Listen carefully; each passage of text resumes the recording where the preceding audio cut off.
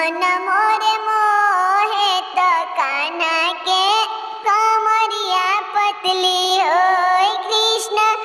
सुनत मन मोरे मोहे तो कान्हा के कमरिया पतली हो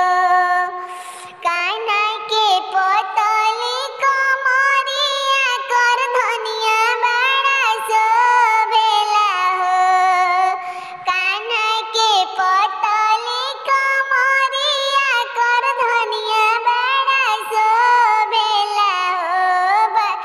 जब टेढ़ी मेढ़ी चले कान्हा रहिया देखो तो मन मोहेला हो जब टेढ़ी मेढ़ी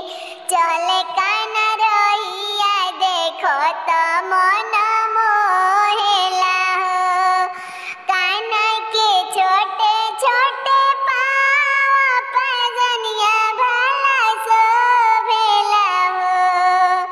कान्हा के छोटे छोटे पाँव पैजनिया बड़ा शोभेला हो यारे ठुमुकी ठुमुकी